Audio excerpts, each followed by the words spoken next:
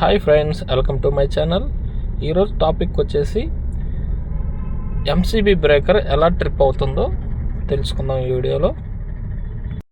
ఎందుకు MCB trip అవుతుందంటే, ఒక ఎంసీబీకి ఎక్కువ లోడు పడిందంటే అది ట్రిప్ అయిపోతుంది, హీట్ అయ్యి. ఎగ్జాంపుల్, ఒకే బ్రేకర్కి లైట్లు కానీ, ఫ్యాన్ కానీ, ఏసీ కానీ ఒకే ఎంసీబీకి ఒకే వైరు ఇచ్చినట్లయితే బ్రేకర్ అనేది హీట్ అయ్యి ట్రిప్ అయితే అయిపోతుంది.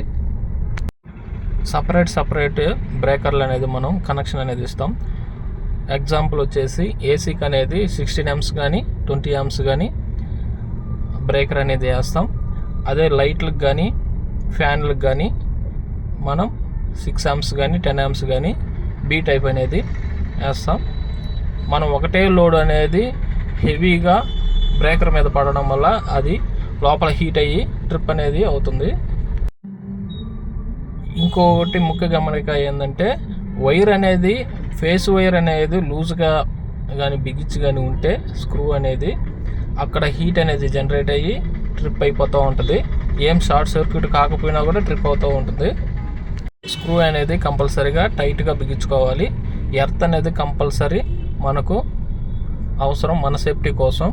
ఎర్త్ లేకపోతే షాక్ అనేది మనకు కొడుతుంది. ఎర్త్ అనేది కంపల్సరీగా వేసుకోవాలి. ఈ ఎర్త్ గురించి సపరేట్ వీడియో అయితే చేస్తాను.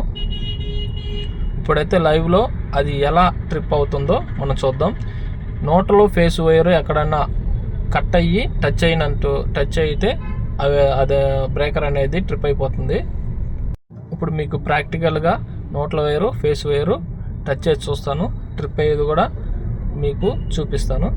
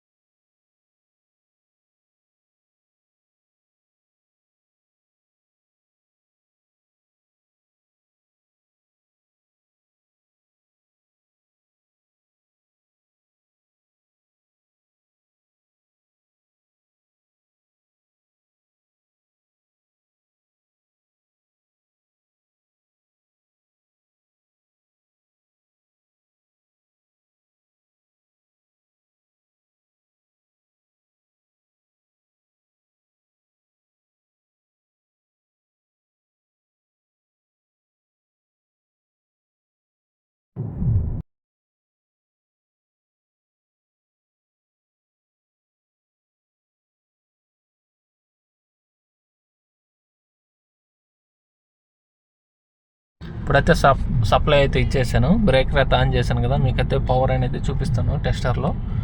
సార్ చూడండి, చూసారు కదా, లైట్ అయితే వెలిగింది కదా టెస్టర్లో. ఇప్పుడైతే ఫేస్ నోట్లు అనేది టచ్ చేసి మీకు చూపిస్తాను ఎలా ట్రిప్ అయిపోతుందో.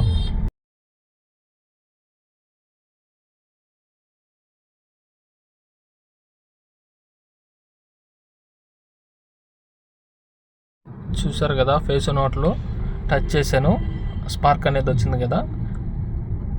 టచ్ చేయడంగానే చూసారు కదా, బ్రేకర్ అయితే ట్రిప్ అయిపోయింది, పడిపోయింది కదా.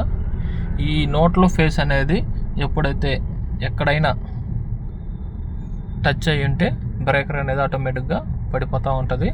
లేదా మనము ఒకటే లోడు ఒకటే బ్రేకర్ మీద ఇచ్చినట్లయితే అది హీట్ అయ్యి ట్రిప్ అయితే అయిపోతుంది.